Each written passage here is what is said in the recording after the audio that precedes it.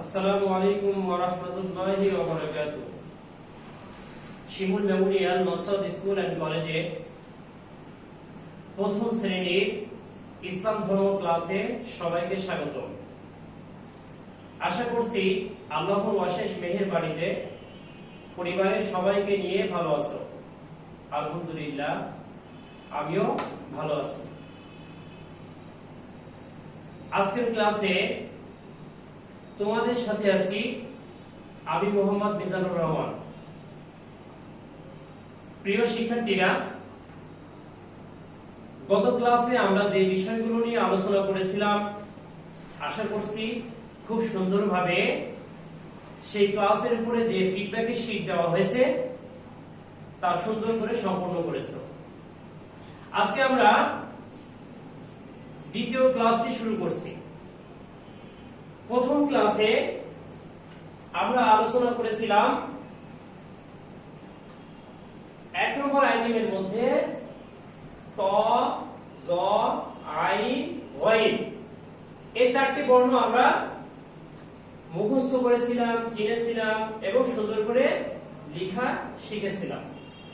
আজকে আমরা দ্বিতীয় ক্লাসে আরো 4টি নতুন হরফ চিনব, শিখব এবং সুন্দর করে লিখব। প্রিয় শিক্ষার্থীরা, তোমরা সবাই দ্বিতীয় ক্লাসের যে শীটটি আছে সেই শীটটি সামনে নিয়ে আমার ক্লাসটি সুন্দরভাবে মনোযোগ সহকারে শুনবে এবং আমি যেভাবে তোমাদেরকে লিখতে বলবো, পড়তে বলবো সেভাবে করবে। তাহলে 1 নম্বর আইটেমে আমরা দেখতে পাচ্ছি এখানে লেখা আছে নিচে আরবি হরফগুলো দেখে দেখে লিখি। তাহলে এই বক্সের মধ্যে 4টি আরবি হরফ দেওয়া আছে। এখন আমরা সবাই একসঙ্গে সেই 4টি হরফ পড়ব। সবাই আমার সঙ্গে সুন্দর করে পড়বে তো? হ্যাঁ, অবশ্যই কি আমার সঙ্গে সুন্দর করে পড়বে। তাহলে আমরা শুরু করছি। বলো, ফা, অফ, কাফ, লাম। আবার বলি, এবার আমরা নুক্তা সহ পড়ব। বলো, ফার উপরে 1 নুক্তা, কফের উপর 2 নুক্তা, কাফ, লাম। তাহলে বাবুরা আমি কি বললাম? ফার উপরে কয় নুক্তা? 1 নুক্তা। কফের উপরে কয় নুক্তা? 2 নুক্তা। লাম, কাফ, লাম। তাহলে 4টি বর্ণ আমরা শিখলাম, চিনলাম। এখন সবাই তোমরা পেন্সিল হাতে নিবে, আমার সঙ্গে সুন্দর করে লিখবে। ঠিক আছে? তাহলে সবাই শীটগুলো নাও এবং সুন্দর করে পেন্সিল দিয়ে লেখা শুরু করো। তাহলে প্রথমে আমরা কোন হরফটি লিখব? ফা। প্রথমে কোন হরফটি লিখব? ফা। তাহলে আমরা ফাটি লিখি। প্রথমে আমরা একটা শূন্য দিব, গোল চিহ্ন দিব, এরপর এটাকে নিচে নিয়ে এসে ঘুরিয়ে দেব। দেওয়ার পর একটা নুক্তা দেব। গত ক্লাসে আমি তোমাদেরকে বলেছিলাম যে নুক্তার মাঝখানে ফাঁকা থাকা যাবে না। তাহলে নুক্তার মাঝখানে কি তোমরা ফাঁকা রাখবে? না, ফাঁকা রাখা যাবে না। দেখো আমি নুক্তা দিয়েছি, আমার নুক্তার মাঝখানে কি ফাঁকা নেই। তোমাদের নুক্তার মাঝখানেও কি ফাঁকা থাকবে না। আচ্ছা, এরপর আমরা লিখব কফ। কফ হরফটি উচ্চারণের সময় মোটা করে পড়তে হয়। সবাই আমার সঙ্গে বলো তো, কফ। আবার বলো, কফ। হ্যাঁ, সুন্দর হয়েছে। আরো চেষ্টা করতে হবে সুন্দর করার জন্য। তাহলে আমরা এখন কি লিখব? কোন হরফটি লিখব? কফ লিখব। একটা শূন্য দিয়ে দেব, গোল চিহ্ন, এরপর এটাকে ঘুরিয়ে দিব। দিয়ে উপরে কয় নুক্তা হবে? 2 নুক্তা। কফের উপরে কয় নুক্তা? দুই নুক্তা, ওরা কফের উপর কয় নুক্তা? দুই নুক্তা। এরপর আমরা লিখবো কাফ। দেখো আলিফের মতো করে একটা লম্বা টান দিব, দাগ দিব। এরপর এখান থেকে নিচে নিয়ে এসে ঘুরিয়ে দেব। দেওয়ার পর তোমরা ইংরেজিতে এস লিখো না, হ্যাঁ তোমরা সবাই এস সুন্দর করে লিখতে পারো, এস এর মতো করে মাঝখানে লিখে দিবা। হ্যাঁ, তাহলে এই হরফটা কি হলো? কাফ। কোন হরফটি লিখলাম আমরা? কাফ লিখলাম। এরপর লিখবো আমরা লাম। লাম লেখা খুবই সহজ, লম্বা একটা দাগ নিয়ে এসে নিচ থেকে উপরের দিকে ঘুরিয়ে দিব, তাহলে লাম হয়ে গেল। তাহলে আমরা তিনটি আমাদের লেখার জায়গা আছে, তার মধ্যে দুইটা কমপ্লিট করলাম। নিচের গুলো আমরা আরো সুন্দর করে লেখার চেষ্টা করব। তাহলে সবাই লিখো ফা,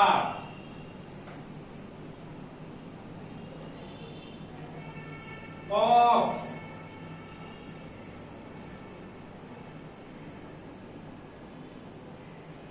কাফ, তারপর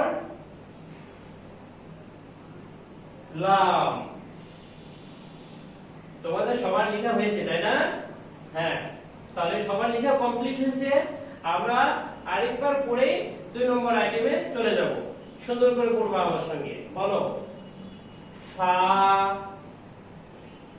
কফ, কাফ,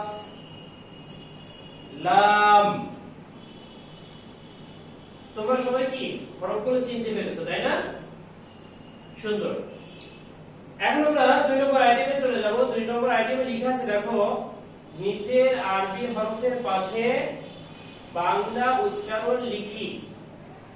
তাহলে নিচের আরবি হরফগুলো যদি না চিনতে পারি তাহলে কি বাংলা উচ্চারণ লেখা যাবে? যাবে না। তাহলে আগে আমাদেরকে আরবি হরফগুলো চিনতে হবে। সবাই বলো তো, উপরে 2 নুক্তা আছে, এই হরফটির নাম কি? কফ। তাহলে এই যে আমরা এখানে পড়লাম, ফার উপরে 1 নুক্তা, কফের উপরে 2 নুক্তা। তাহলে এই কফটি এখানে কি লেখা হয়েছে। এরপরে এই হরফটির নাম কি? লাম। হ্যাঁ, এরপর সর্বশেষ হরফটির নাম হলো কাফ। আচ্ছা, তাহলে আমরা হরফগুলো চিনে নিলাম। এখন আমরা বাংলা উচ্চারণ সুন্দর করে লিখব। তাহলে শুরু করছি। আমার সঙ্গে সঙ্গে পড়বে এবং লিখবে। আমিও পড়ব, তুমিও পড়বা। আমিও লিখব, তুমিও লিখবা। আচ্ছা, তাহলে আমরা শুরু করছি বাংলা উচ্চারণ লেখা। সবাই বলো কয় আকার,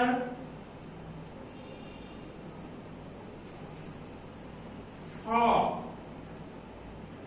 কাফ। আবার বলো কয় আকার, ফ, কাফ। এরপরে এই হরফটির নাম কি? লাম। লাম লেখা খুবই সহজ। সবাই বলো লয় আকার,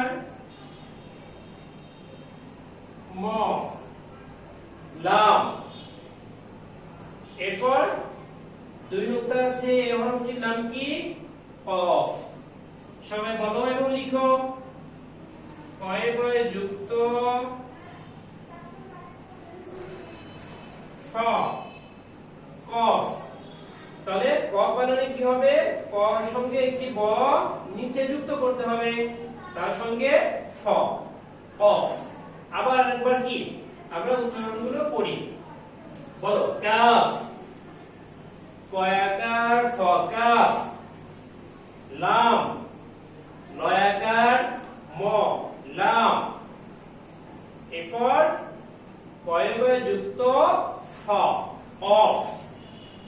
তাহলে আমরা 2 নম্বর আইটেমও কি করলাম? শেষ করলাম। এরপর আমরা শুরু করব 3 নম্বর আইটেম।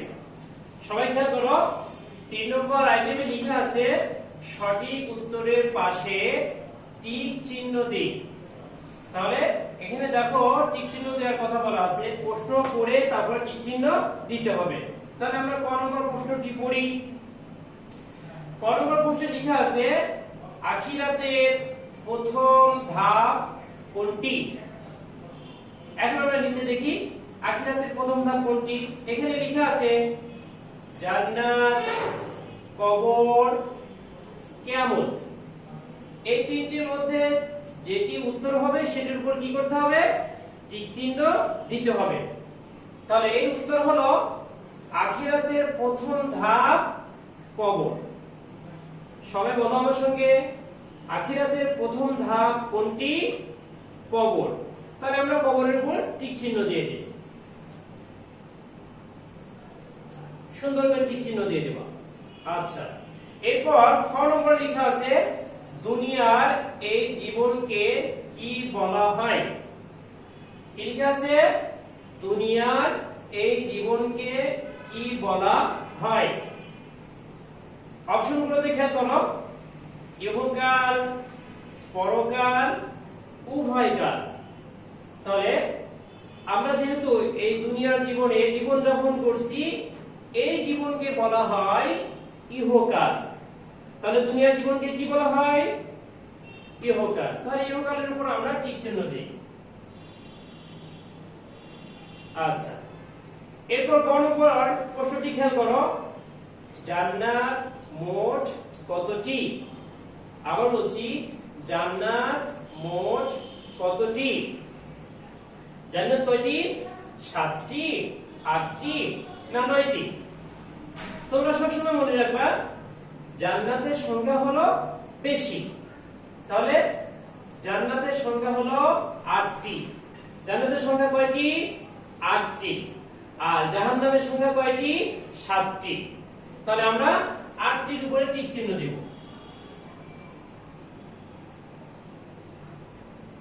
আশা করছি তোমাদের সবার 3 নম্বরটিও কি কমপ্লিট হয়ে গেছে। এখন আমরা 4 নম্বর আইটেমে চলে যাব। তোমরা সবাই সুন্দর করে আমার সঙ্গে সঙ্গে কি পড়বে।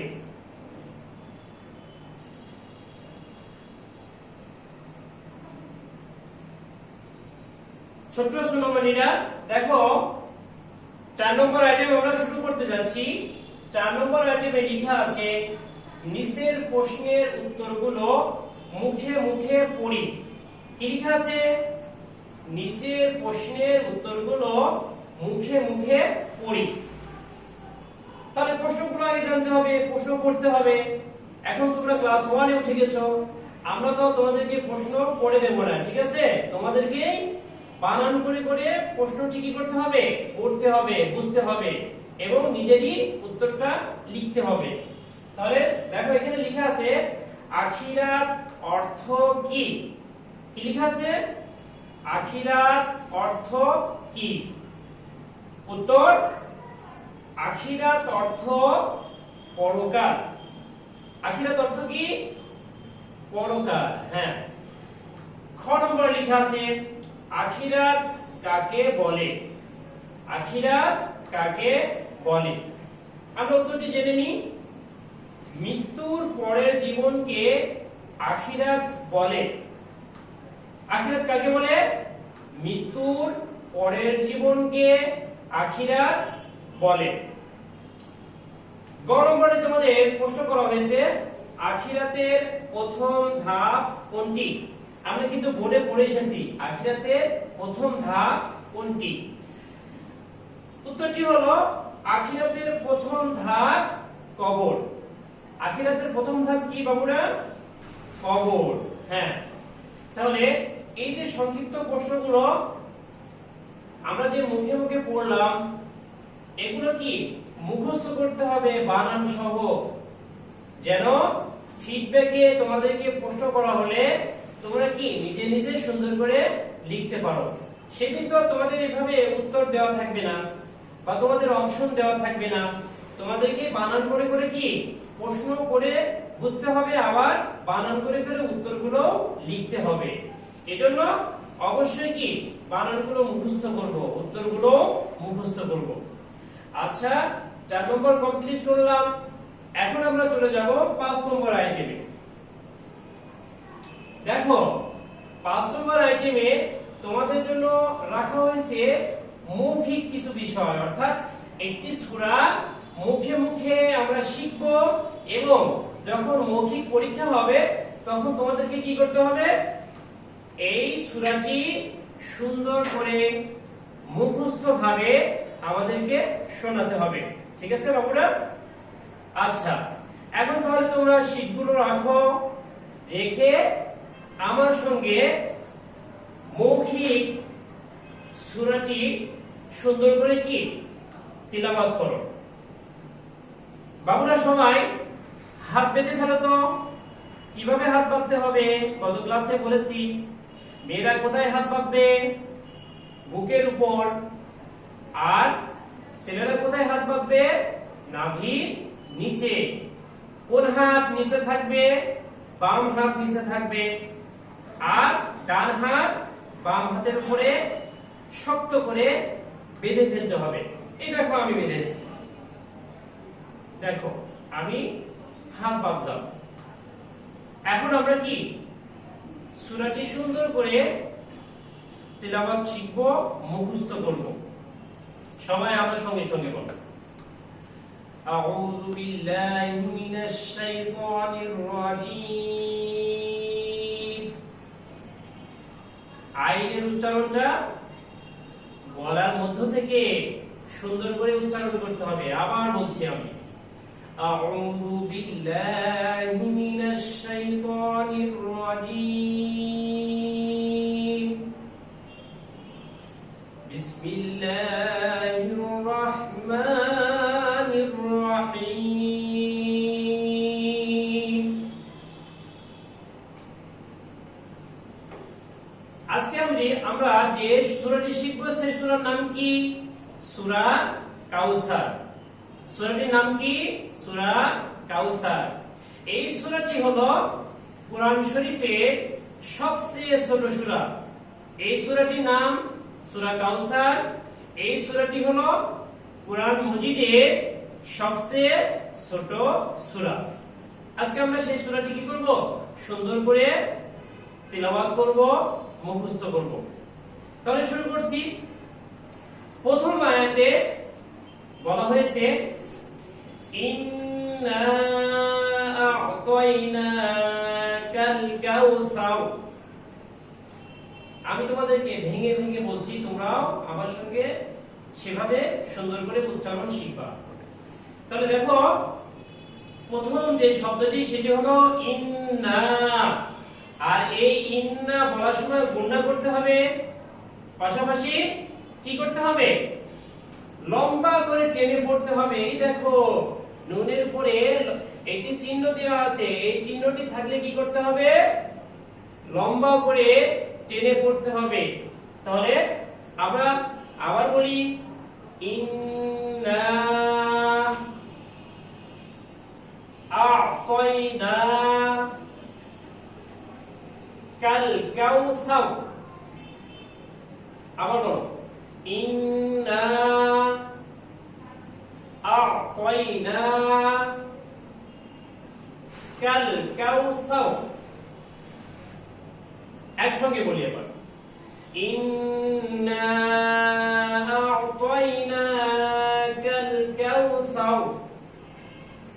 আবার একসঙ্গে বলি, ইন্না আ'তাইনা কাল কাউসার। দ্বিতীয় নম্বর আয়াতে আমরা শিখি ফাসাল্লি। আবার বলো, ফাসাল্লি রব্বিকা। রব্বিকা ওয়ানহার। ওয়ানহার। ফাসাল্লি রব্বিকা। আবার বলো, ফাসাল্লি রব্বিকা ওয়ানহার। একসঙ্গে বলি, ফাসাল্লি রব্বিকা ওয়ানহার। ফাসাল্লি রব্বিকা ওয়ানহার। শেষ আয়াতটি শিখবো এবার আমরা। বলো, ইন্না। ইন্না নাকের ভিতর গুণনা করতে হবে। ইন্না। শানিআকা হুয়াল আবতার ইন্না শানিআকা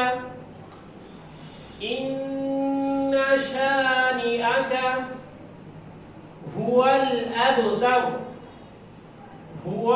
আবতার একসঙ্গে বলি আমরা ইন্না শানিআকা হুয়াল আবতার ইন্না শানিআকা হুয়াল আবতার এবার আমরা তিনটে আয়াতই সুন্দর করে একসঙ্গে পড়ব সবাই মনোযোগ সহকারে ইন্না